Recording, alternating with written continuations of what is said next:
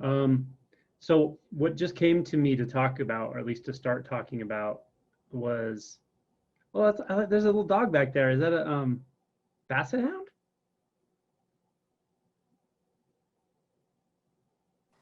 Yes, that's my basset, Ava. My lab jack is over here. I love it. Ava, Yeah. she's so cute. Yeah. I was gonna start talking and I saw a little doggy back there. Yeah, she's adorable. They accompany me through everything. Oh, so cute. Oh my God. I love basset hounds. They're one of my favorite dogs. She's a handful. I love her. Mm-hmm.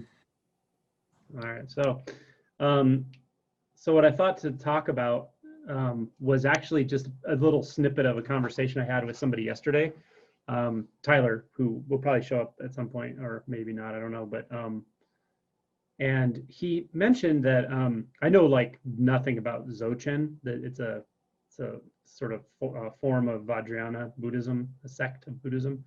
And all I know about it is what people have told me, and I see people post about it, but I haven't read anything about it. And I actually didn't even know it existed until a few years ago from one of the groups on Facebook that talks about it on occasion. So I know very little about it, but what he told me was interesting. He said in Dzogchen, they delineate like three forms of teaching, three forms of transmitting the Dharma, let's say, or three ways of pointing, however you want to say that. And one was sort of like, I can't remember the terms he used and that they used, but the gist of it is the first one is sort of topical. So, hey man. So the first form of teaching that he mentioned was sort of topical. It's kind of explicit. It's like, this is how this works. This is what we're engaging in. This is what awakening is about. This is what's possible. This is how you orient toward your true nature, and so forth. And then the next type of teaching, the next type of transmitting, let's say, was something more symbolic, a little more maybe mystical, not as literal, not as direct, but very powerful nonetheless. And then the third one was direct transmission, direct mind-to-mind transmission would be the terminology used in Buddhism. And that's the big M mind. That's not a conceptual transmission. So what I just thought it was really interesting when he brought that up in the conversation, because I find this to be very true, that at all three of those levels, as a receiver of the Dharma, let's say, and I don't even mean the receiver as a student, I mean the receiver as a student of life, as a person moving through these transformations of realization, let's say, that those three sort of types of transmission definitely occur, and it's maybe helpful to point out them individually. But the first one, interestingly, is sort of like the basics, like, what are you getting yourself into? What is this about?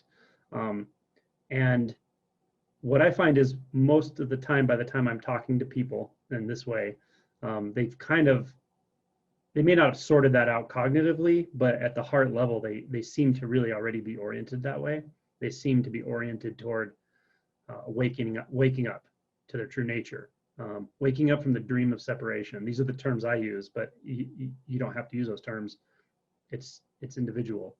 It may not be any term at all. In fact, I've definitely worked with people who are in this process of awakening who would probably say something like, to even call it anything doesn't feel right to me. It's not a thing. It's life. But they clearly feel some process going on. They feel something changing, coming apart, reorganizing maybe in their life, and has been there a long time.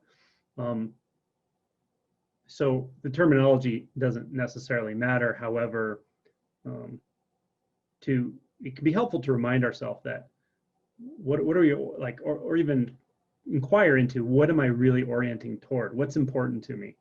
And give yourself permission to ask that question and orient toward that. It's kind of like Christ said knock and it will be opened for you. But just know what door you're knocking on. Like, what are you actually after? And interestingly, because of, I think, emotional fixations and shame and so forth. Hey, Tyler, I'm actually talking about the conversation we had yesterday, just that you mentioned the 3 teaching types of Dzogchen, and I kind of was just going through those.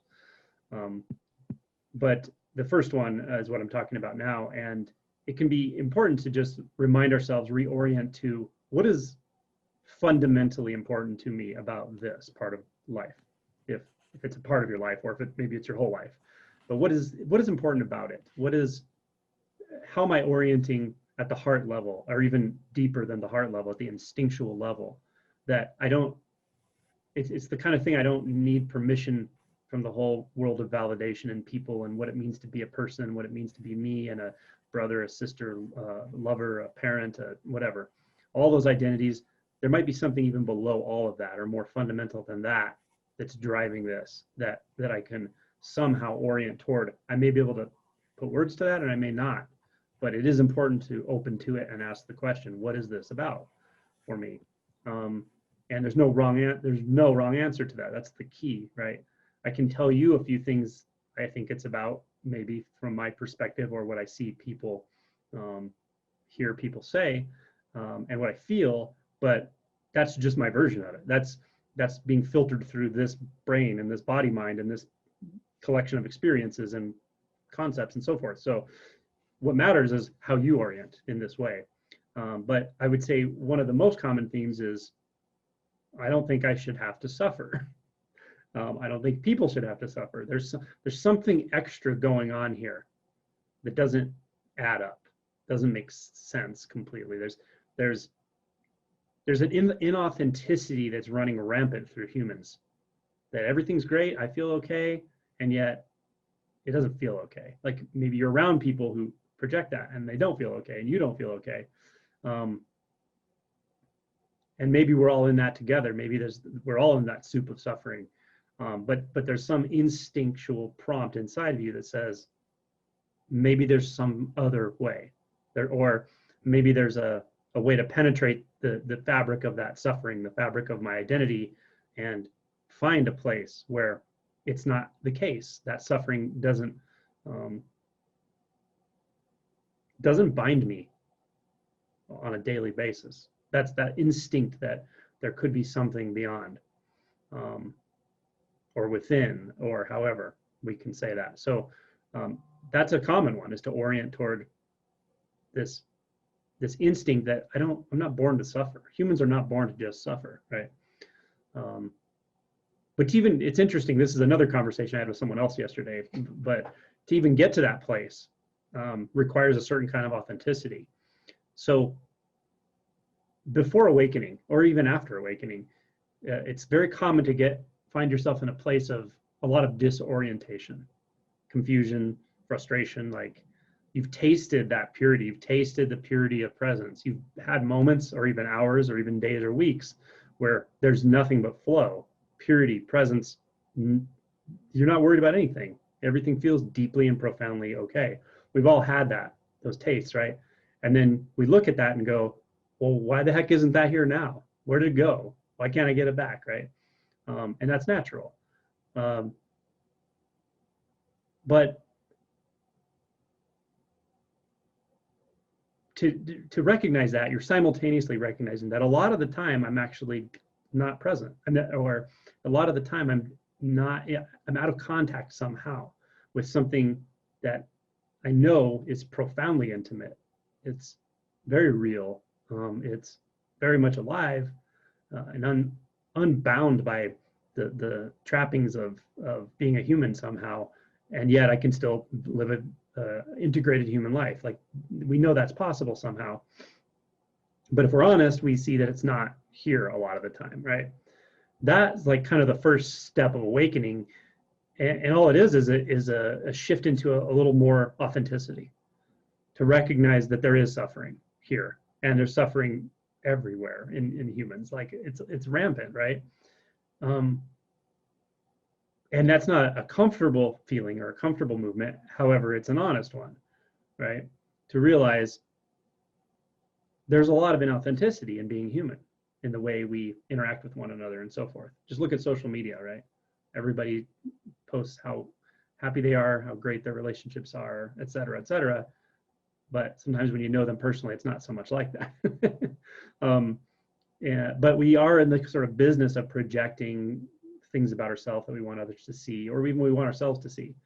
So just the first step of realizing, that's not always true about me. Sometimes it might be, but it's not consistently or always true, et cetera.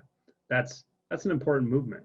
And so when someone finds themselves there and they feel kind of worse almost, I encourage them and I say, yeah, but you're just being honest. You're just being truthful about what you feel, right? Not about what you think, not about what we project and the ways we interact and all of that, the activities of being human, but more like the feeling side of things. We feel something just feels uncomfortable. There's a lot of unresolved emotion here, sadness or regret or shame, etc. Right?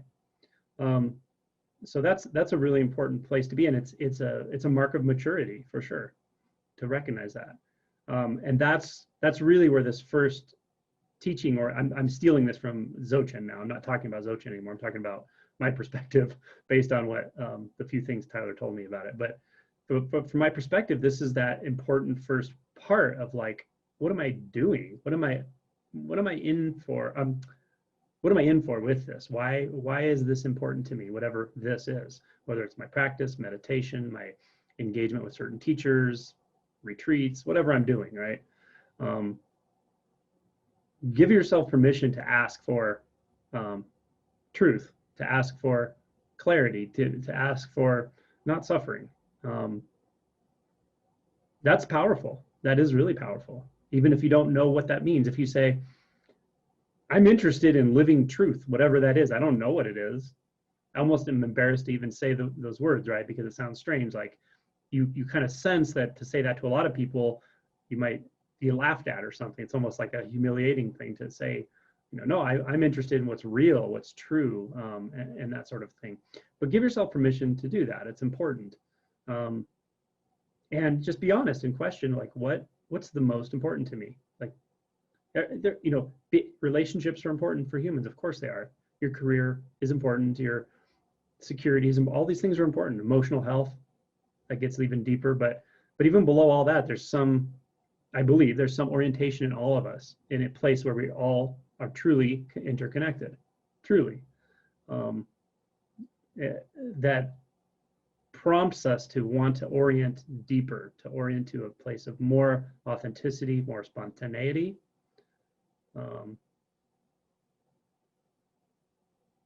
more peace, more freedom.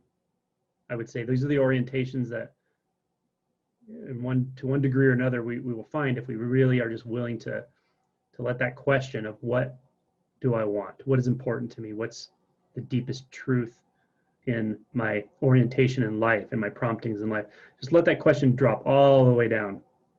And those are the kinds of truths we find often, is this sense that, like, I know this deep and profound intimacy, I've tasted it, but I also sense that it may be here in ways I'm not seeing all the time, and that maybe some work could be done, some letting go could be done, some deeper authenticity can come online to where that is clear more of the time or all of the time. The sense of freedom, being willing to let go of my idea of what freedom is, the mental idea of freedom, my experiential idea of freedom, even if there's a deeper and truer freedom that maybe I'm not fully embodying in the moment. Being willing to let this evolve, to let your natural free nature evolve, and the deep peace that is available in presence, letting that evolve, being willing to let go and not hold on to some station or some realization or place that I've gotten to that I really like, because you're going to come to places that you really like, but you're also going to be asked to let go of them, right? Because everything is always moving, everything is always shifting and fluctuating and letting go, but there's always a more, what I find is the more we're willing to let go, the more intimate things actually get. This is a complete paradox. There's no two ways about that. It's a paradox, period. But the more we let go, the more we recognize the dissolution that's inherent in every experience. In sounds, you can't hold on to a sound. It's just that, and it's always shifting and changing. The moment you make an image of that, that image is in the past, so you have to let it go. So the letting go is really not actually about something real. It's letting go of our ideas of what's real. It's letting go of the mental images and the pictures we try to take of reality. Reality itself isn't going anywhere. It's unborn and it's undying. It's just what it is. So, but there's some experiential letting go in this, and the more we do that, strangely, the more interconnected things feel, the more intimate simple experiences are. The experience of eating, the experience of making your bed, the experience of just literally putting your hand on a surface as you walk down a hallway, whatever it is, that contact starts to really come alive. That intimacy starts to show you that the other priorities that we often juggle in our mind, they're fine, but they're all trying to get me to this, which is already here, this intimacy that's already here. And that starts to just permeate and infuse your life. So again, it's a willingness to let go of whatever idea I have in the moment of what freedom is, that maybe I can trust life to show me there's even a deeper freedom, right? It's kind of a dualistic way of saying it, but it is like that. It's true with peace, and it's true with presence.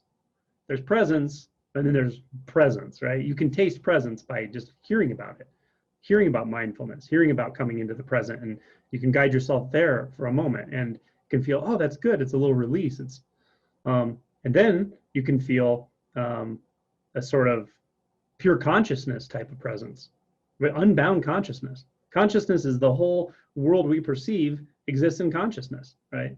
Everything we think we know about the world and ourselves and the past and the future and all that, it's all interconnected consciousness. It literally is made out of consciousness. The world we know and the self we know and the life we know is consciousness. And we can actually experience ourself or consciousness as one holistic flow and experience. And that kind of presence is another order of magnitude beyond. It's like, whoa. And that I would typically call it like a first awakening, when identity drops completely into that consciousness and just stays there. That kind of presence is a whole different order of presence. It's an indescribable order of presence. It penetrates beyond the boundaries of what you thought you were, clearly, and what is real. You recognize something even more real than anything you thought was real before. And that's a wonderful kind of presence, but we have to let go of that. Well, you don't have to, but I recommend you do. And the way you let go of it is practical, recognizing, yeah, I had an awakening, something happened, something shifted, whatever it was, but that's in the past. Now all I have of that is a memory, right? Because everything dissolves. Everything is always shifting, changing, and dissolving, morphing, recreating. So it is gone. It's okay. It's in the past. But by being able to do that, by being willing to do that, to let go, again, of your idea of what presence is, at some point you'll recognize non-dual presence. And non-dual specifically here means experiencing a sound as everything. That the sound is inside and outside. The sensation, one single sensation, one quanta of feeling, of sensation, of touch, of contact, it completely engulfs experience. It is all of experience, that one contact point. And that's, again, another order of magnitude beyond with what presence really is. And each time it is beyond in a sense, but it's also more inward and more intimate. And it also changes in quality a little bit, I would say. But it's funny because watching someone go through this, it's every stage of it is kind of like, oh my God, like this could never get more than this. This could never get more clear. There's no way. I mean, how could it? And then it does. And then in the next phase of things, it's like, oh my God, really? That? and even that's gone, and here's this other even more primary, more intimate, more radically all-inclusive experience of presence. So the willingness to let go again of our previous orientations, not at their most instinctual level, but at the way we have developed them and built them into our experience, letting go of that, right? You don't have to let go of the deepest essence of freedom, but let go of all your ideas of it. And peace is the same thing, right? And presence, just be willing to let go of ideas, mental images, collecting experiences. That's the kind of stuff. If you're willing to just let it go, let it fall, let it, that frees up, let's just say, our identity to be here and not in the past, right? It has to happen that way. There's, you can't kind of do both. You can't collect experiences and become more present at the same time, right? And we'll all kind of fluctuate with this. We will all tend one way or the other, and it's like a teeter-totter for a while. And then there's a presence, I would say, maybe it's even beyond non-dual, but that's just gets impossible to talk about, and there's no reason to think about it ahead of time or there's no model for it. There's no map for this at all, okay? But just know that the depths to which this process can go are unfathomable, unimaginable, unmappable, period. And then the second type of teaching, the symbolic teaching, I love. And again, I'm not talking about Dzogchen, so excuse that. I'm just filtering it through Angelo. But the symbolic teaching, the symbolic transmission is so beautiful, because that is not just about a teacher, although a potent teacher can definitely do it and transmit in these ways. And it's very nice to come into contact with that, whether it's through a book, through a video, through personal interaction. Those are all valuable.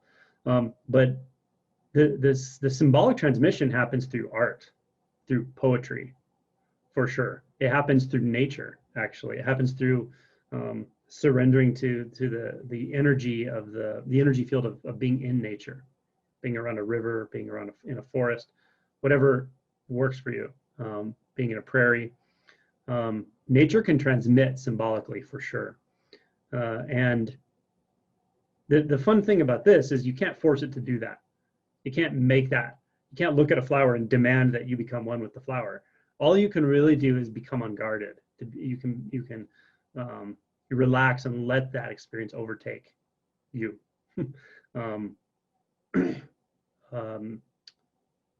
Art, music, poetry, we all have those experiences of dissolving completely into a melody or a song, or even performance art, maybe something that just shifts our perception so dramatically that we find ourselves in a completely different experience of reality.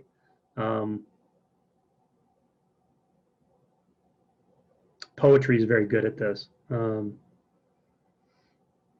would say koans are like that in Zen. It's a very specific way of approaching it, but koans are really they are symbolic. Like the koan's a story, and it sounds like the kind of story that humans would engage in, and they're very simple stories often. But to crack that koan, you don't understand the story better. You don't penetrate the story as such. There's something about that story that works in a certain way, and it puts the cognitive dividing mind on tilt and breaks it open to something beyond that.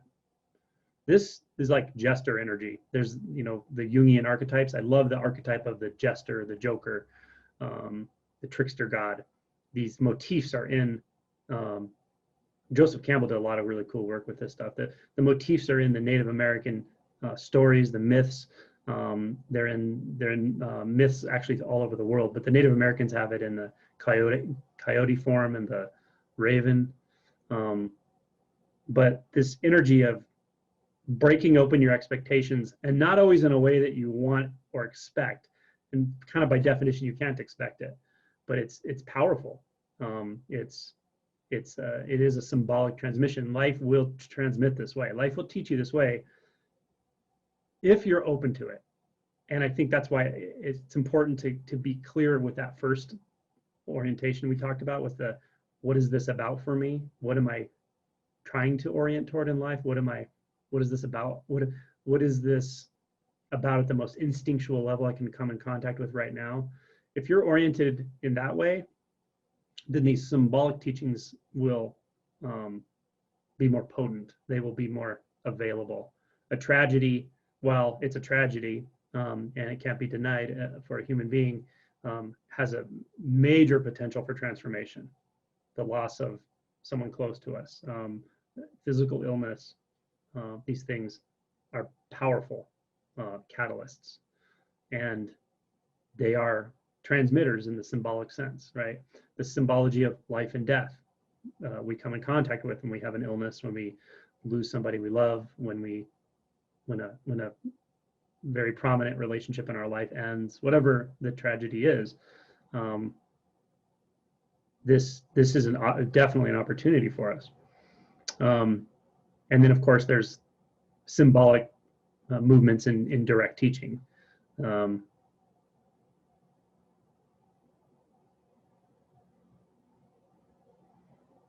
What I've found is, at some point, you know, the whole paradigm of teaching and teacher and being the receiving learner, all that, it just kind of doesn't matter anymore. It's not about that. It's not, that separation doesn't really exist in natural reality. It's just a momentary fluctuation in the energy field.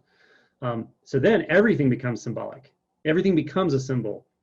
Everything transmits that way. It's so funny. Moments, events, circumstances, things that are funny, things that are sad, things that are tragic,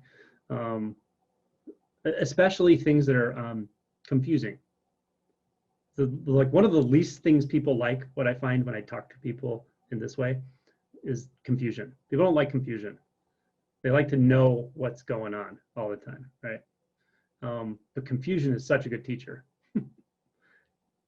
And we almost don't want to admit that to ourselves, right? Because we just kind of want to keep finding it, reorienting ourselves. But sometimes it's just the best teacher, right?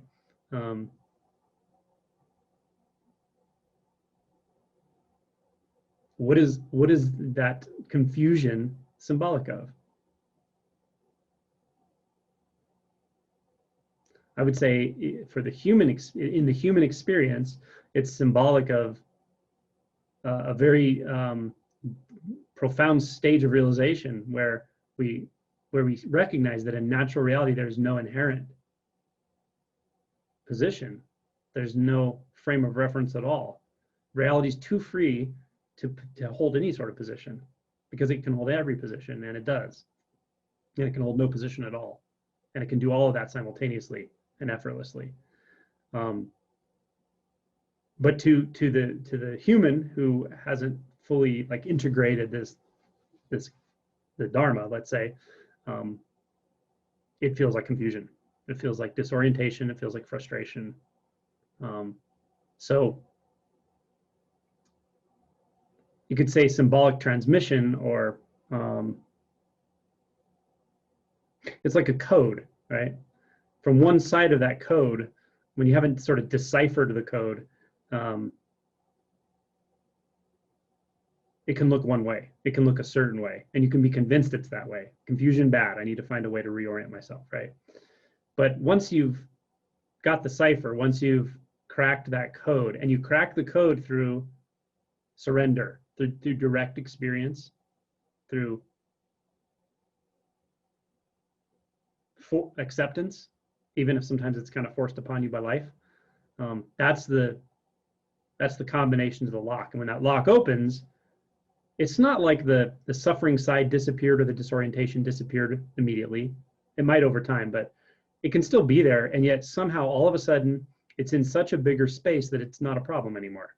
Not only is it not a problem, it feels like some kind of gift, because it's like a conduit to some deeper and more profound and primary truth of reality. So that which we were trying to get rid of, and that which we were trying to get rid of, is always a part of our self. We're always trying to divide ourselves. We're trying to divide ourselves from life. We're trying to redefine ourselves by how we're orienting to events in life and so forth.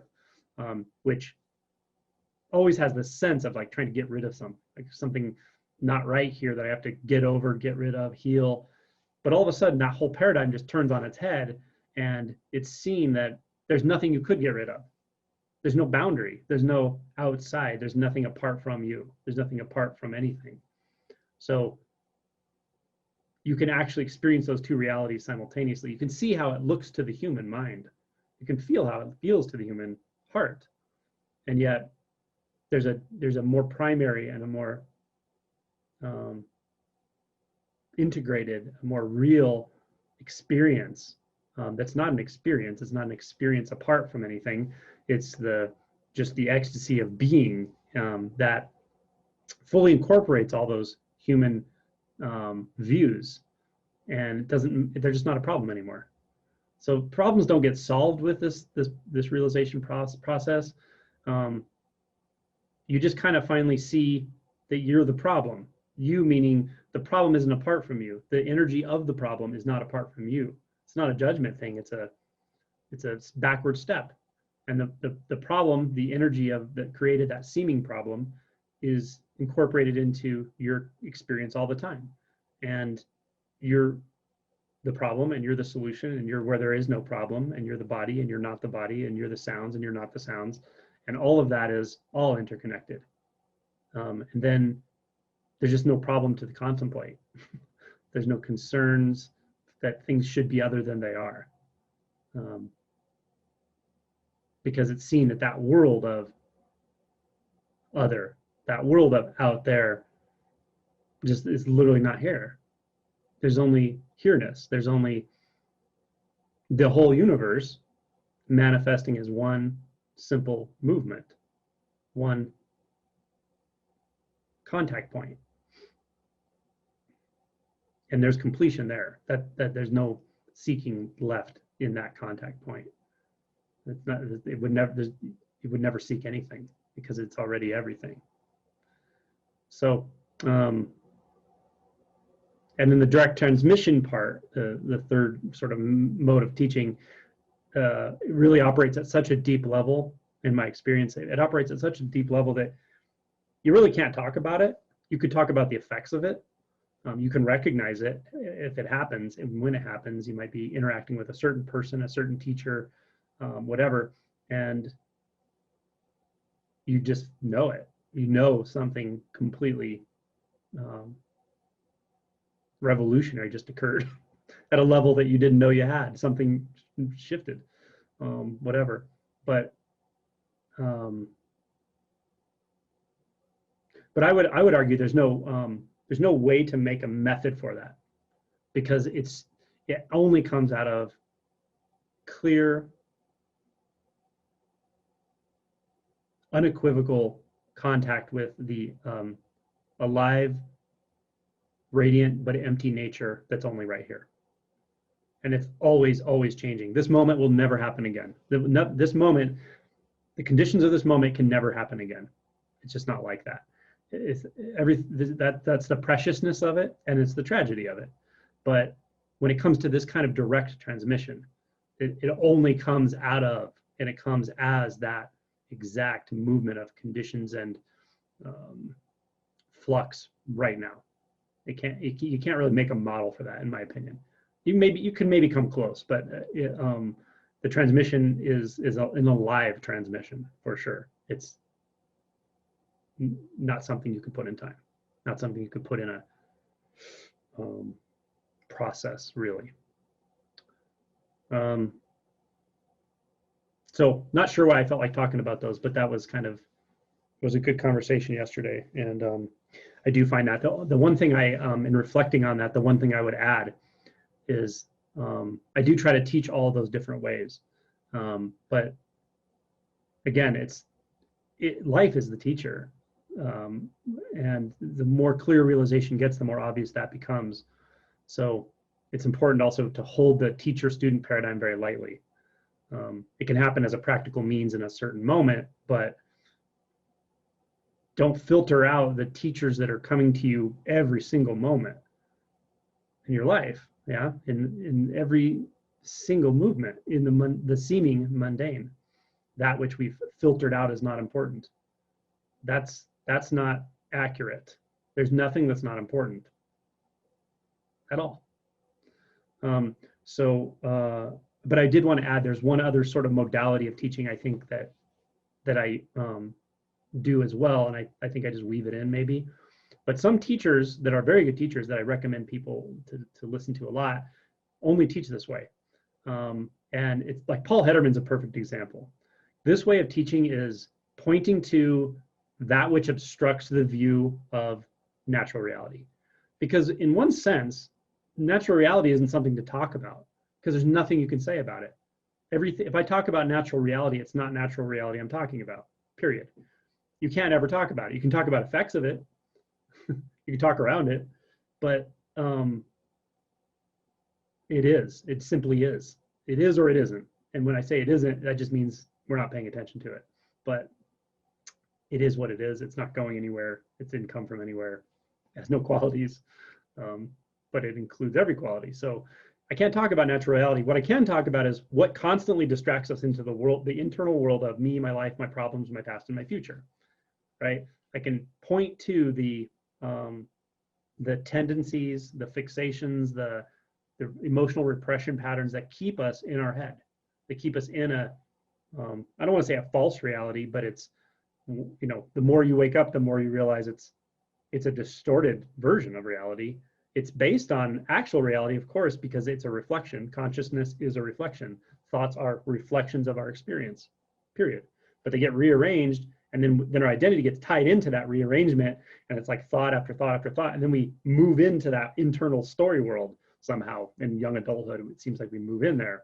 So I can point to that. I can point to, do you notice how that happens? Do you notice when that happens? When do we get triggered? What triggers us? What's a belief? So there's this probably is one of the other forms of the three forms of teaching from a Dzogchen standpoint. I'm sure they delineate that. But for me, all of those kind of are like the positive side of teaching. Positive meaning pointing to something. This is like the negative side of teaching, meaning pointing to what's not real, or disentangling identity from these needy places, the sense of coming from a sense of lack all the time, fooling ourselves that what I think I want when I'm telling myself I'm being empowering, I'm actually still avoiding something. And what I really want to do is be free of the fear of that, of what it is I'm avoiding, right? Like I said before, we want security, sure, it's natural and human, but what we really want is to be free of the fear of not having it. We want interconnection in a relationship. We want to feel natural in a relationship. We want to feel intimacy. But what we really want, really, really is, we want to be free of the fear of not having that. Because then it's great if it's there, and if it's not, it's fine too, right? This is true of security. This is true of validation. It's true of accomplishment. These are all wonderful things. I don't ever tell people not to do anything. I think that your responsibilities and your duties present themselves moment to moment in life. They will be there. So step up and do it. Do what life shows you to do, what it lays out for you with your skill set, with your opportunities, with the people you meet. Like, the opportunities are always there. So this isn't about not doing something. It's about recognizing that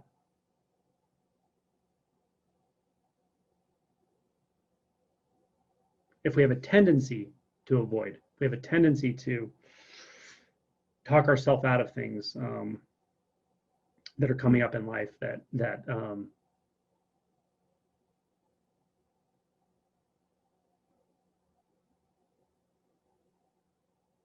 at some level we know could feel very spontaneous, could feel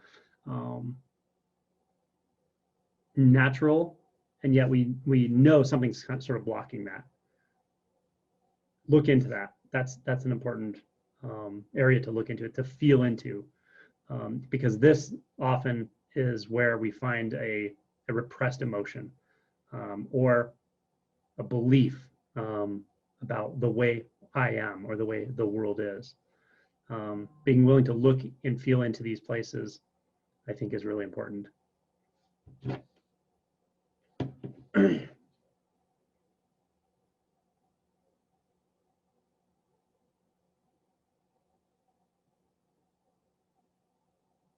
Sometimes it's like we're driving with the brakes on in life, right? It's like we're trying to go forward and stop at the same time.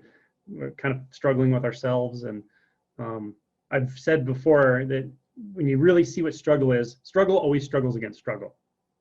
We have kind of competing agendas inside somewhere, competing identities even. And by not seeing those clearly, that's how we actually we continue the struggle, but it's really only against ourselves, right? That's so it's good. It's we can see it's always an inside job. I don't have to figure out my partner to figure out why I'm suffering. I don't have to figure out my boss to figure out why I'm suffering. The answers are here somewhere and somehow. And so if I'm willing to take up the investigation into what is the nature of struggle, what is the nature of self-sabotage, what is the nature of emotional repression, what am I avoiding, what am I hiding from, asking the questions that aren't fun to ask, but that lead to very important answers, and they lead to more truth, more clarity of who I am, how I'm functioning as a human. These are important. These are, you could almost say it's shadow work. This type of stuff is shadow work. But I think it's really important. You can point all the time to natural reality and say what it is, and use symbolic means and koans to break open and clarify it. But, and I probably at some point that will do the trick. It will clear out the shadow stuff. But I don't know, in my experience and just working with people, it's a much more efficient and honest and authentic and natural way to proceed with this, to spend some interest and effort on both sides of things. Because you can, you've heard of, everyone's heard of spiritual bypassing, right? You can kind of get a little taste of spiritual something and then totally intellectualize it and use that spiritual identity to totally avoid the fact that you're kind of a jerk, or you still treat people badly, or there are a lot of unconscious places in you that you're just not willing to look at, they were avoiding all the time, right? So there's that potential for spiritual bypassing when we only focus on and point consistently to natural reality, to awake nature, to what's what. Because as I said, it's already there. And if there wasn't something blocking our moment-to-moment experience of it, we wouldn't have to do any of this, right? So taking up an investigation into delusion, to put a blanket term on it, I think is important as well. But having a balance with it too, because you can also get into a nihilistic kind of position with that too, and kind of you can use it for sympathy and become addicted to the sympathy, and so there's some sort of dead ends on that side of things too. I think you do need a balance of this stuff for sure.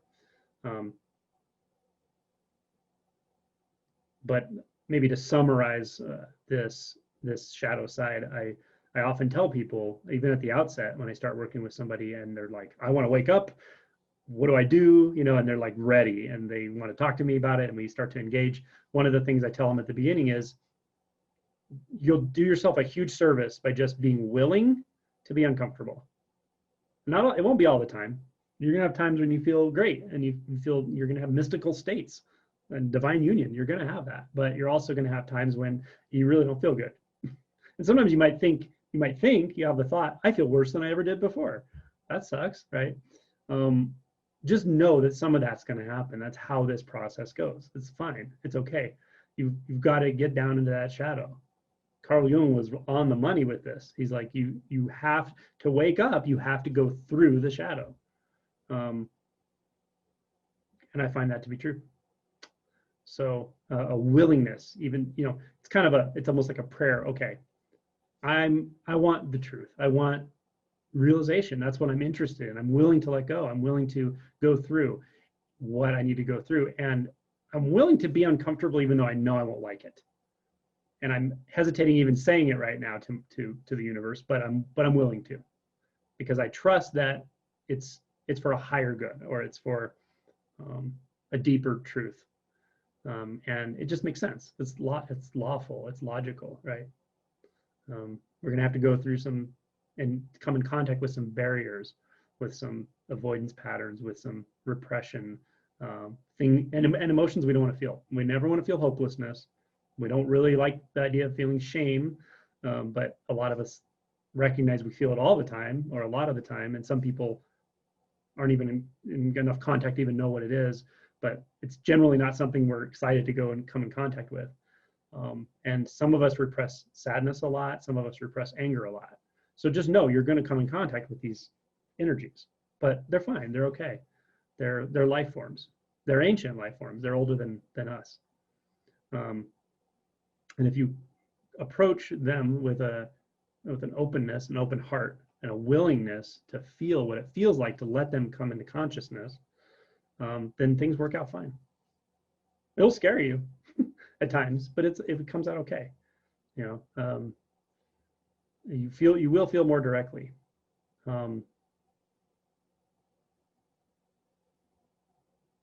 Without filters. I don't know if I'd say it's more intense. It's just more, you kind of become the emotion. You can energetically feel, I became that emotion.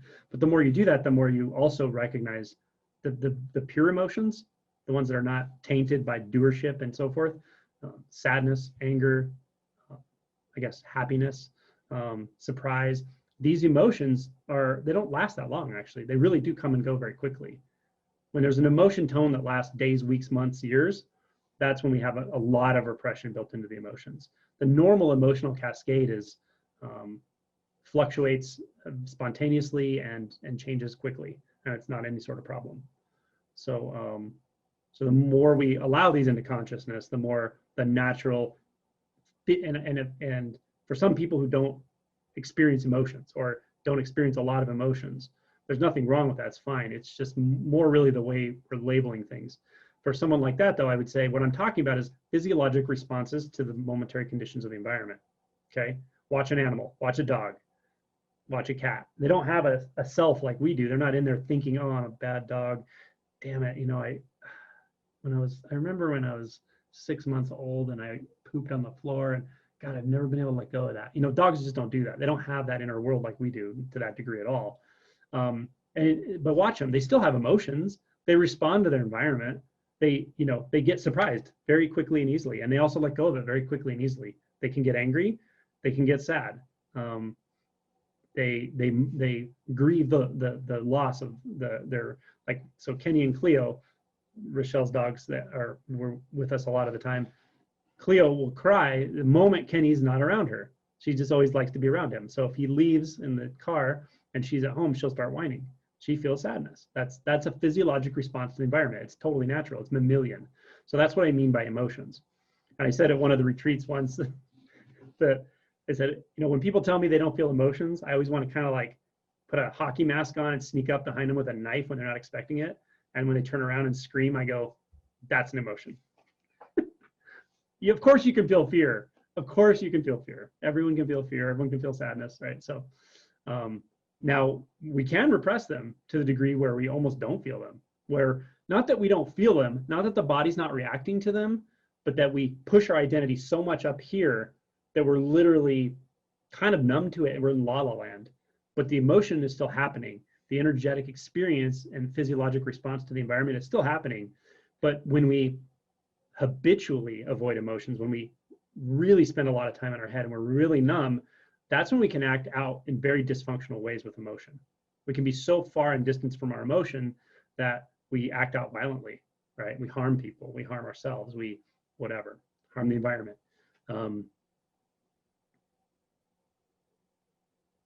So yeah, they're always there. It's a matter of where's our identity, right?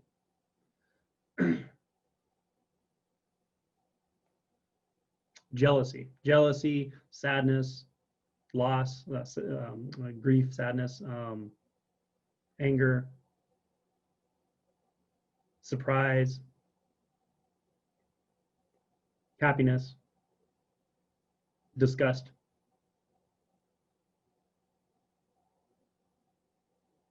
These are all the very natural basic emotions. If you want to feel disgust, smell something rotten. Put your nose right there and smell it. Take a big whiff. You will physically feel the physiologic experience of disgust. Animals feel it.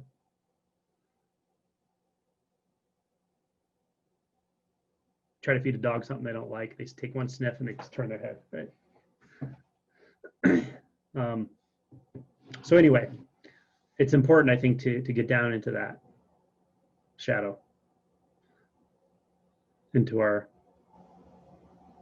repressed areas. What's interesting about emotional repression that I've found, and I find, and other people that I talk to have said exactly this at some point, is what we find is we were never actually afraid of the emotion. We weren't actually afraid of the emotion. It's not like we had one experience of that specific emotion at some time in our life and then somehow decided, I never want to feel that again. I'm going to build an identity to avoid it. That's kind of what happened, but it didn't happen consciously at all. We actually, what we do is we inherit behavior patterns from those people around us that we come in contact with as we develop as a person. We pick up behavior patterns, and those behavior patterns are like, they're almost like DNA in the sense that they have a ton of information stored inside them. But if you just look at the DNA from a distance, you just see a helix and you go, oh, that's full of information. But you don't actually know what each little portion of the DNA is encoding until you untwist it and look at it and try it out and run it through the messenger RNAs and all that sort of thing. So behavior patterns are like that. I would say behavior and identity patterns. I'd like to even skew it more away from behavior. It's more the internal experience of self, that kind of internal behavior pattern.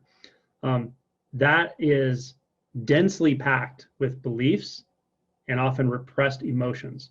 And you, as an individual, never did any of that. You never decided to adopt those beliefs, and you never decided to repress those emotions. You had literally adopted it from people around you, and that's how it goes. But you can unwind it. You can, through willingness, through vulnerability, you can investigate what belief am I operating from.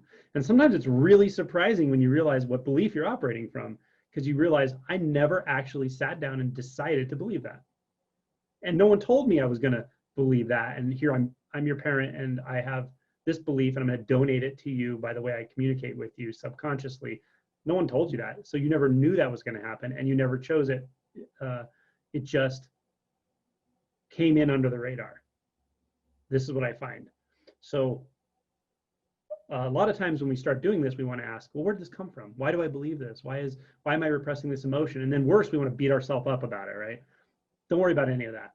You didn't do any of this. There's no one guilty here. There's no guilty party at all about any of this. The patterns we pick up are donated to us and then somewhat filtered through our predispositions, our personality, and our experiences. And it just solidifies into a collection of beliefs, behaviors, and identities. And all of that's kind of unconscious and automatic. So what we're really trying to do is make the unconscious conscious. And we can do that through shadow work. We can ask, what am I avoiding right now that I don't want to feel? And understand, the first time you ask that, it's not going to be obvious because you're avoiding it.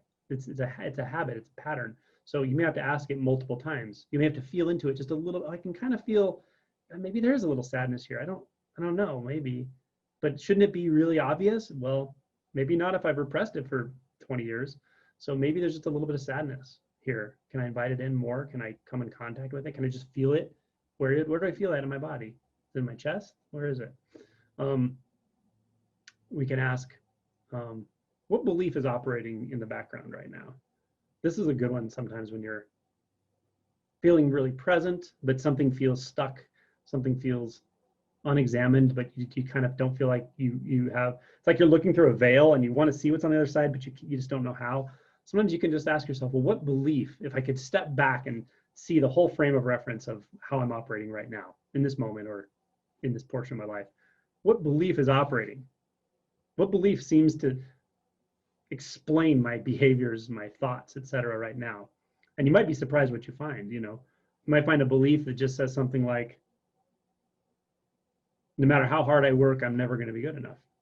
Or you might find a belief that says, until my partner finally whatever, I'm never going to be happy, right? And you go, oh, that's blame. I'm actually blaming them for something that, and then there's an assumption that I'm unhappy, right? Like it's like I'm already 3 steps down the road of trying to solve a problem that I'm not even sure exists. and I didn't notice those beliefs that were chained together, right? This is how you disentangle the beliefs. And I will tell you, it can get kind of weird when you start doing this. Weird in a good way, but when you start taking these beliefs apart sometimes, and if you're kind of, I don't know about aggressive about it, but if you're, I almost say ruthless, if you're really willing to like just really see, well, what are my beliefs? I'm not going to try to throw them out the window, but I want to at least see them as such. I want to bring them into the light. If you're willing to do that and you start going after them, you might find yourself in a kind of strange place energetically. You're like, you kind of go, well, where's the bottom? Like, what's holding all this together? And that's where you might start to feel that expansiveness. You also might just start to feel a bit of a fear. Sometimes you get the other side, which is like an existential fear, like, well, oh my God, well, who am I without my problems? Who am I without? All these beliefs are not really real, and they're all connected to each other, but they start coming apart. Like, well, what's left? You know, and you might feel that. It might feel like expansiveness. It might feel wonderful, but it also might feel scary sometimes. But it doesn't really matter how it feels in the moment. The point is, when you start really disentangling beliefs, you might start to become very surprised about what is there and what's not there. But I will tell you, it's okay. Just keep going. You can keep going with this. It's fine. Take a break if it's too intense or whatever, even for a year. But I do want to say that even though things will change, your identity will start to disentangle itself first from duality, the dualistic consciousness, and then maybe even from consciousness itself. But it's okay. Everyone that's gone through this that I know, and myself, have found themselves in a place they would definitely not go back to the other place from. You wouldn't give it up if you could, but you can't give it up. It's just what is. Because as much as there's expansiveness and letting go and disintegration, meaning disintegrating all these identities that seem to create some solid thing, as that comes apart, there's also, again, ironically, paradoxically, more intimacy. The interconnection cannot be denied. It's so clear, it's so obvious. It's just so real that you wouldn't want to go back to a place where you're always avoiding it and then seeking it in a surrogate, right? That's kind of what the seeking mind does. The seeking mind is like holds up a carrot on its own stick and then chases the carrot. And it tries to run after it, then it tries to sneak up on it, then it pretends it's not interested and jumps towards it. But no matter what you do, that carrot's always on the stick you're holding. So it's always going to be ahead of you, right? That's that seeking mechanism of mind that can spin, right? Now, goals are fine. Projects, we have like practical situations. It's fine. Make a plan, work towards your plan. All that stuff's fine. I'm not talking about that. It's when we feel like I don't need to make a plan right now. I'm not in the business right now of having to plan out the day. I think things are taken care of. I've planned everything that needs to be planned. What I see though is that the mind is still trying to grab. It's trying to move forward. It's trying to get out of this moment. It's trying to find something else, and that feels uncomfortable.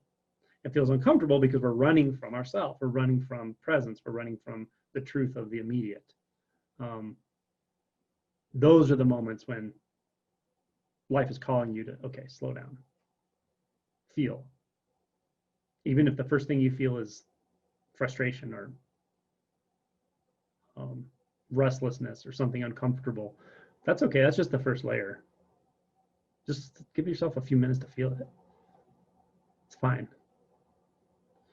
And then the next layer will come, and the next layer. Okay, been talking a lot. Questions, comments? I have a question. So you're talking about beliefs. Hi, Tyler. And I just thought, like,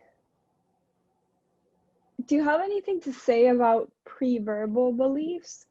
Would that even count as a belief? Yeah. So that's what I was actually talking about when I mentioned that we don't adopt the beliefs. We don't, it's not like when you're 10 years old, someone goes, okay, here's a whole list of beliefs. You can decide. You can decide you're a Republican, you're a Democrat. You can decide you're a good person, you're a bad person. You can decide you're athletic, you're not athletic. And then you pick and choose all those and you formulate an identity and then you go forward with those beliefs. That's not what happens, right? It's not, we just find ourselves believing things. And so that's what I would call pre-verbal for sure. I would say all beliefs in a sense are pre-verbal. If you get to the point where you're absolutely convinced, oh, I'm choosing this belief, I'm choosing to be this, I'm choosing to be that, belief-wise, you're already being operated by a whole collection of beliefs that you never examined, that you literally inherited. So I would say they're all kind of pre-verbal. That was the point. It's like the belief is a neurobehavioral pattern, neurocognitive behavioral pattern that's already there, that we inherit through a very powerful, we think our faculty of intelligence is powerful, and it is, logic is powerful, but what's far more powerful is our empathic nature. Through empathy, we actually pick up these patterns as a child very quickly and easily from our parents and from anyone else we come in contact with. That's how we learn this stuff. We learn it empathically. And by the time we're recognizing the thoughts, the beliefs, the identities as such in this world of me, by the time that's happening, they're just sublimating out of that pretty gelled in collection of, there's belief tones even. They start to just conglomerate into a whole way of being. Mm-hmm. Like you see this in people, like I'm not going to get political, but you see it in politics specifically. How can everyone that is like a supporter of a certain president or whatever, how can they all have exactly the same beliefs? And they just don't, a lot of them don't even make sense, but you just wonder, like, how can people just conglomerate into such a simple pattern of belief and behavior and whatever? But it's because of the way this functions. Beliefs, again, they're like neurocognitive behavioral, and they're inherited by just being around certain people and being around certain situations. And there's also this mechanism that wants to keep them hidden, I think, in the belief system itself. It has this, it's a little taboo to like look under the hood, to talk in this way, to examine your most fundamental beliefs. There's almost like behaviors in these belief systems that sort of prevent that. Like, have you ever talked to somebody who you can tell they actually don't want to come to some sort of truth through a conversation? They want to convince themselves more of what they already believe. Have you ever been in that conversation? So that is a perfect example where there are also like meta beliefs. There are beliefs that prevent us from actually seeing our own beliefs, that say you shouldn't look in there, you should just keep believing it, kind of thing. So it's almost like a life force, this. And Eckhart Tolle calls it pain body, and I would say that's very accurate. I would say our collective belief body isn't necessarily all pain body, but it's a very good vessel for pain body to stay alive in, to move and transmit from person to person, and just wait until the conditions are right for it to activate, right? You say, how can a group of millions of people that are just otherwise you'd think normal suddenly turn into Nazi Germany? Like, how can that happen? Well, the one thing we don't want to see about that is we all hold the capacity for that, especially to the degree that we're mind identified. Put in the right conditions, if you're mind identified enough, if your identity is tied into belief, put in the right conditions, you can do some pretty bad things. And there have been studies after studies showing this. So, the collective belief system has like a defense mechanism. It's kind of a life force. That's also why I often say to people who have had a lot of realization and clarity, I'd say never underestimate the forces of delusion. I know you've heard me say that, but I mean it. The more you wake up, the more I still encourage, like, never, ever, ever stay innocent, stay humble. Know that there are forces of delusion operating in human consciousness that are very intelligent, very well established, and ancient.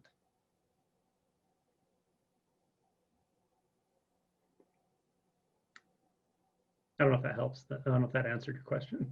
Yeah, that helps. I guess I don't know why I'm coming from such a technical place, but I'm more like thinking about this in general terms. Maybe I like, if this is like irrelevant, then I shouldn't ask it, just like whatever. But I like on that, I guess I'm wondering, so it seems like beliefs have levels of complexity, right? And there's like one, and then there's like more fundamental ones, and ones that are like more obvious, and ones that are more hidden. And then, so if there's, because you talk about like asking what belief is operating here.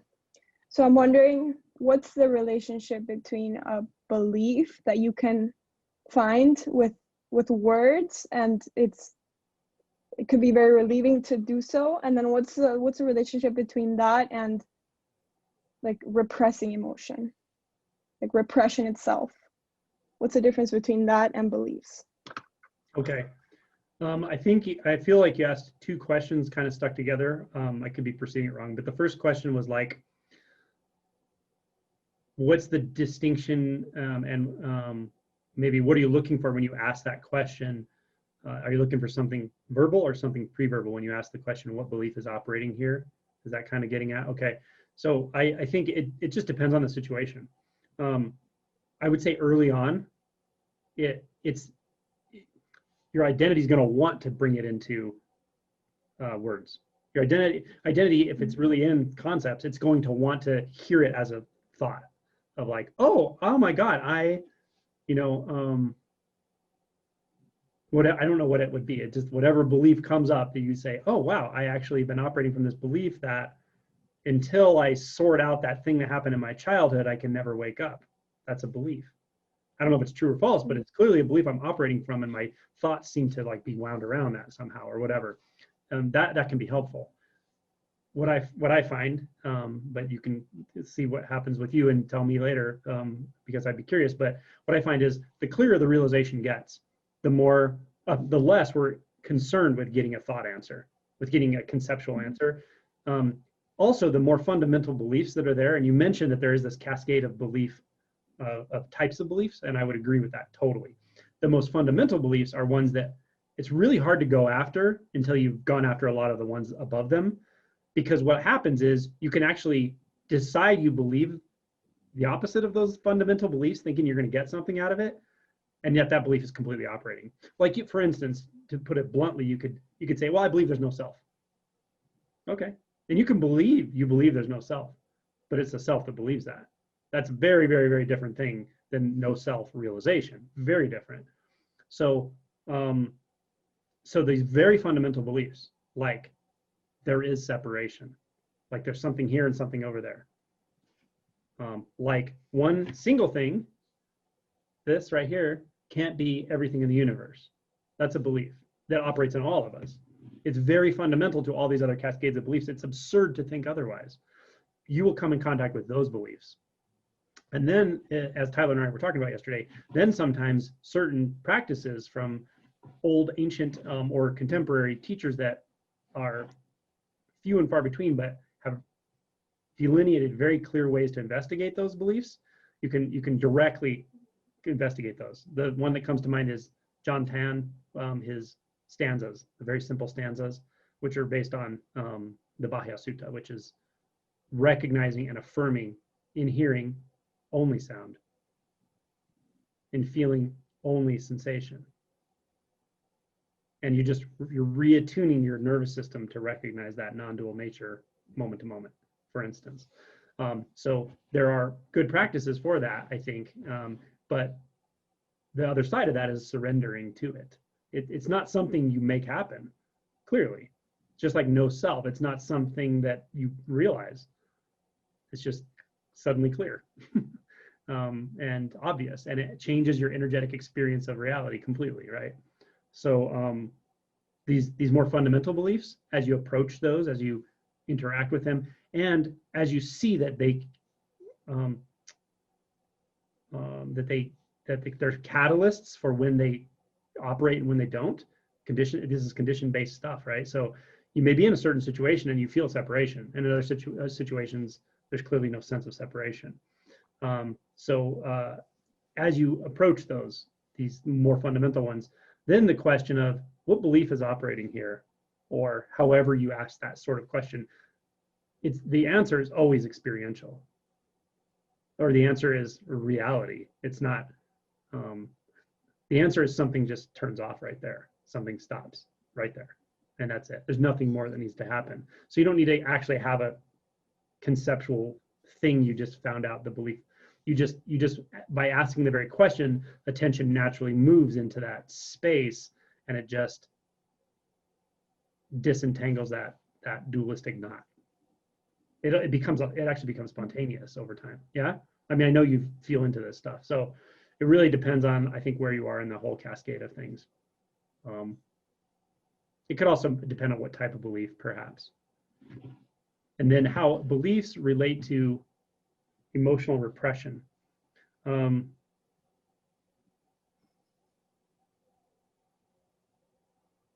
think the belief is, largely you could say the belief is there to prevent us from feeling or opening completely to the physiologic experience, which is really the sensory non-dual experience. That's what the belief is doing.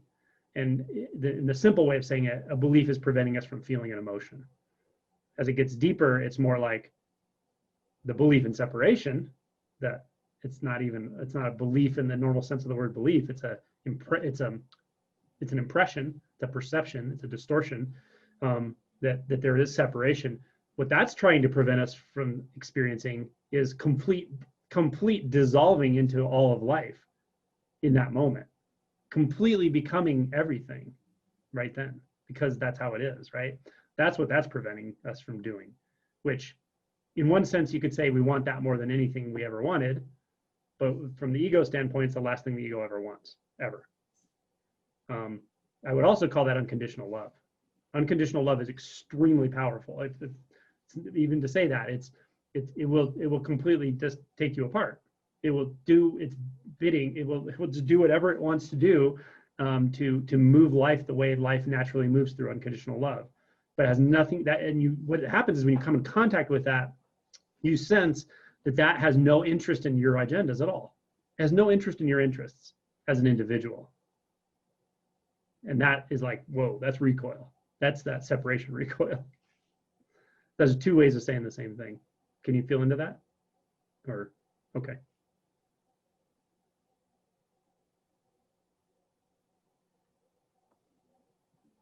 After awakening for me, I remember a couple weeks after sitting there, and I recognized that I thought, oh my God, the reason people don't wake up is because we're afraid of unconditional love. That's actually what we're actively not waking up because of. We're actively making sure we don't wake up because we sense the power of unconditional love, that it doesn't actually care too much about your agendas at all. It just doesn't. It's not about you. You know, that's the weird thing about love, right? Like Nisargadatta said, in my world, there's only one law. Or he said, in my world, love is the only law. I don't ask for it, I give it.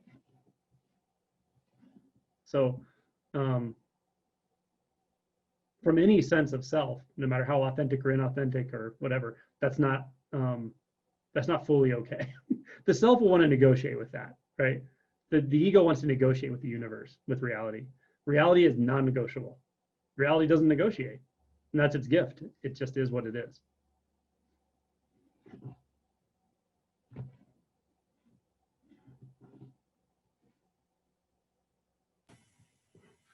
I had some follow-ups on your talk. Mm-hmm. So one thing that you mentioned to me yesterday when just kind of riffing off the three types of transmission or introduction that I don't believe you mentioned, but it was something that really struck me because I had kind of caught a glimpse of it in the past numerous times, and I wondered if you could elaborate more on it now. And that's when you're talking about symbolic transmission. And this is, traditionally they'd be talking about the mirror or the waves of the ocean or something. But the fact that actually every perception can give you symbolic transmission. And you often say something like this, that every quanta of experience is pointing you to awakening if you're open to it. Could you go deeper into, really, could you transmit to me how to see that or to go there?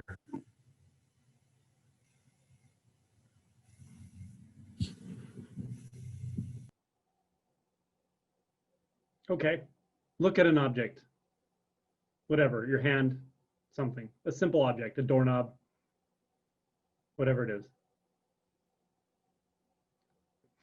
Just look at it.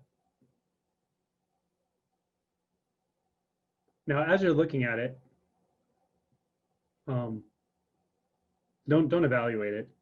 Don't try to label it or anything. If labeling happens, it's fine, but we're not trying to label it or do anything with it or to it. We're not trying to make it into something.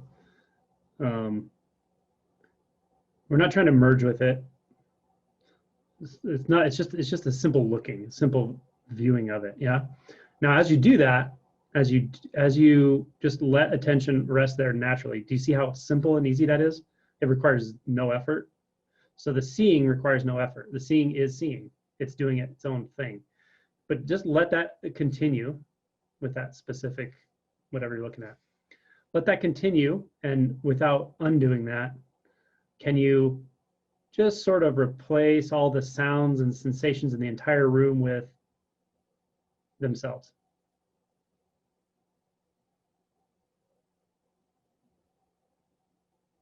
Open, it's like dilating your whole attention into everythingness.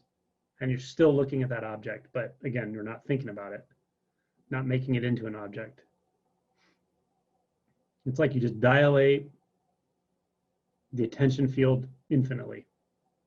Like you were a lantern that was open just in the very front to let out a narrow beam of light. Now you open the lantern entirely so it illuminates the entire room. Only you're not necessarily illuminating outward, it's illuminating into you, and vice versa. Good. Now just stay with that. Don't conclude anything about this. And if, you know, maybe you can do it a little bit, maybe you can do it a lot, maybe it's fluctuating, it doesn't matter. That's fine. It is what it is. Now, you can ask yourself with the visual image, without a label, without an object idea in your mind, you can ask, where is this? And remember, your attention is not just there, it's also everywhere in the room. It's everywhere in the body and in the room. It's in the sense field. Infinite points of sense experience, all intermixed, just a cloud. We can ask, where is that? Whether it's an orange shape or whatever. Just looking at that and sensing the field. You can ask, what is this? This whole whatever. What is this? Now, do you see a boundary between the visual sense and the whole field, the whole cloud? Without thinking, without evaluating, without imagining a visual image of what you're already seeing, can you find a boundary? A physical boundary in the way you're physically experiencing the whole environment, in the way you're physically experiencing that form or color. Can you find a boundary between the color and everything in the color?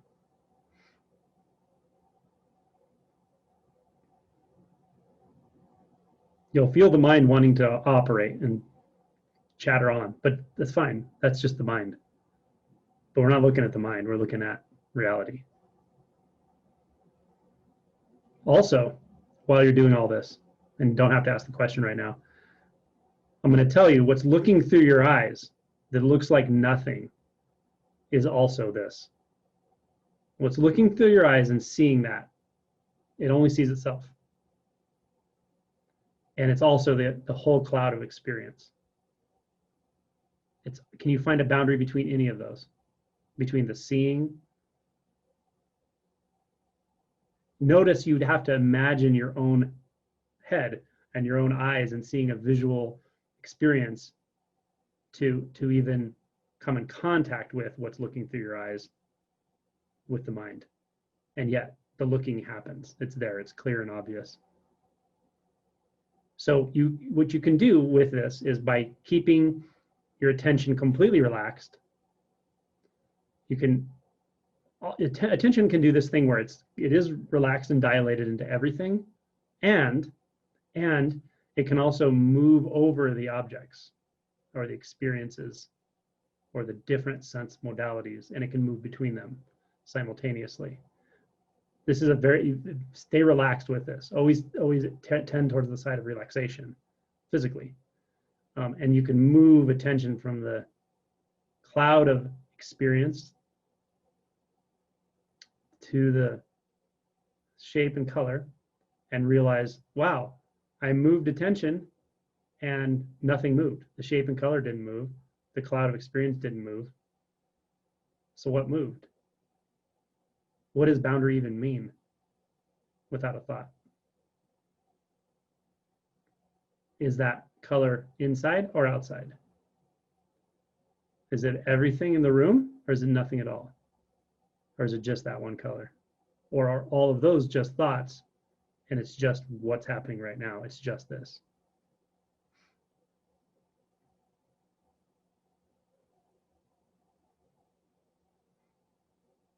Now, you're not waiting for something to happen either.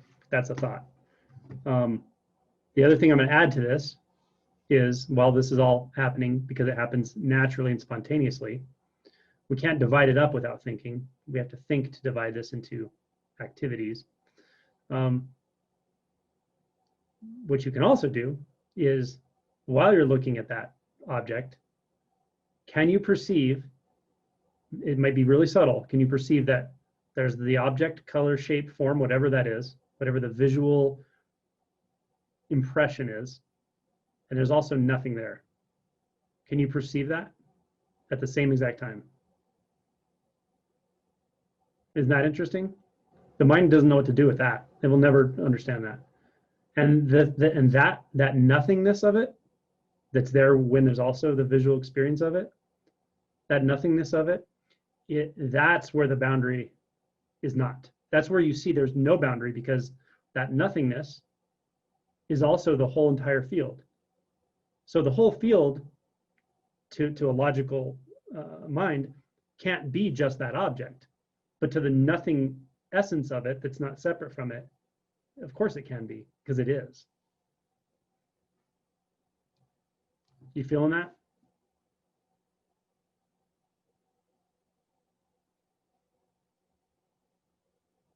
It can move, it can stay still, it doesn't matter. Can you feel a little bit of a sensation in the body moving through that color field? Just move your attention slowly from the sensation in the body to the color field and back. Now dilate it out again to everything. And just ask, what's moving here? And just go completely silent. And let attention settle wherever it does naturally.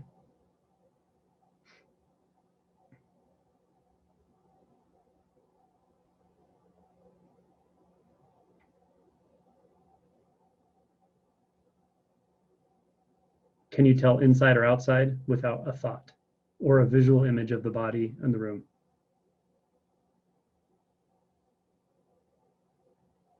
No, right? And yet, that visual experience is still there. So it's not inside or outside. Or it can be both.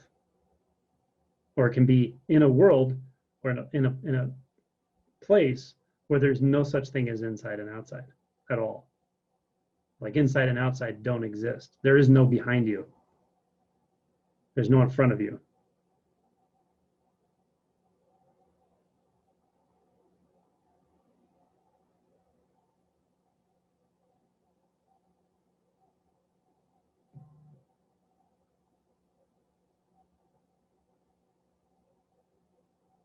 The mind even can be saying, no, no, no, no, no, or I don't get this, or this, whatever. That's fine. Let it say that.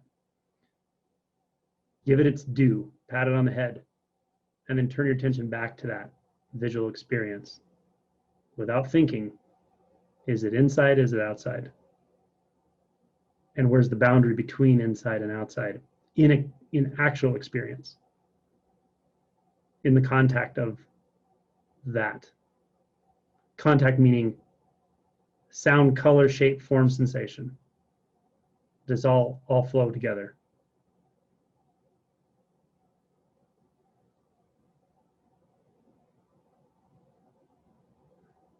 We say attention, but that's just a thought way of saying it. The movement, no, I don't want to say the movement. That which is being illuminated at any moment, whether it's the visual or a sensation in the body or the sound of the voice, that which is being illuminated is self-illuminating. No one moved attention to that. Now let it show you that. Keep that, just keep dilated.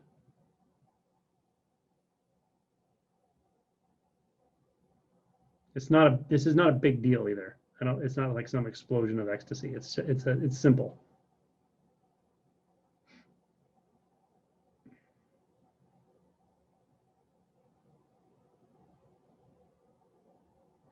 But you're doing great, because a lot of times someone will ask me to do something like this and I point for 10 seconds and then they go, oh, you know what it's like? And then they start describing it to me. You're not describing it, and that's what's important. So this is how you do this. You can do this anytime you want. It will clarify, for sure. You just have to be ruthlessly honest with yourself about what's a thought and what's actual experience. Can you feel into some of that? So as you kept giving more and more layers of the pointing, it was like things would clarify more and more, and clarify things you had said earlier that I didn't quite get at the time. So definitely have to go through that, through this reporting with all those different pointers. The first thing I noticed, and didn't say for the reason you already expressed, not to just immediately go into description, but it was like the tendency to create boundaries is very much hardwired, and it feels like an actual contraction in the field. So, but then the subsequent instructions help to kind of relax that. So yeah. Absolutely, yeah. The tendency is strong and the momentum is strong. That's why the questioning in the right way is important, because you keep testing that. You go, well, the impression is that obviously that's out there and I'm in here. It just feels like that. Well, that's fine, but let's actually look and see if we can find that in direct experience. Like Rupert Spear is pretty good with this stuff. He'll say, he likes to go and argue with philosophers, I guess, and sometimes or whatever. But he'll say no one's ever actually proven that they come in contact with anything. Even you've never even physically, you have no proof you've ever physically touched anything. All you have is experience, and that's exactly right. That's exactly how it is. It's like that contact is just contact. There's no two things in contact. That luminous sense phenomenon really can't even have anything built onto it. But what we try to build onto it is the sense that, okay, clearly there's a me in here and that stuff's out there, so then I can manipulate the world and out there and make it better for me and all this stuff. But I would argue most animals don't even experience that at all. They're naturally responsive with their environment and they're very present. I think the human and maybe some other higher primates and who knows, dolphins and stuff probably have those constructs of self and other, but it's not necessary to operate. But it is necessary to think about a me in here and a world and a life and the past and future.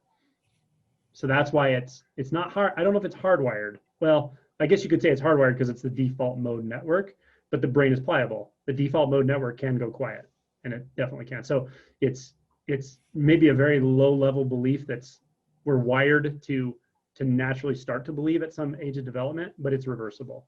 And it's not, the important point is more than any of that is that it's actually not true. It's not actually true. And the fact that we can come in contact with how that's not true and realize it is amazing. But it's definitely possible. And what we just did, that's how you do it. It's very simple. Don't overcomplicate it, but be very ruthless with what's a thought and what's not a thought. Can I find a boundary without visually picturing my own body? Because when I'm looking at you, when I'm looking there, that's all that's real. Whatever I see right there is what's real. There's no sense of a body. There's no body. There's just that. So you'll start to differentiate when the mind starts to pull attention in and make an image and start to think again, and when attention is just naturally resting in and as that phenomenon. I like your willingness to go for it too. That's cool. Yeah, thanks. I think that was really helpful.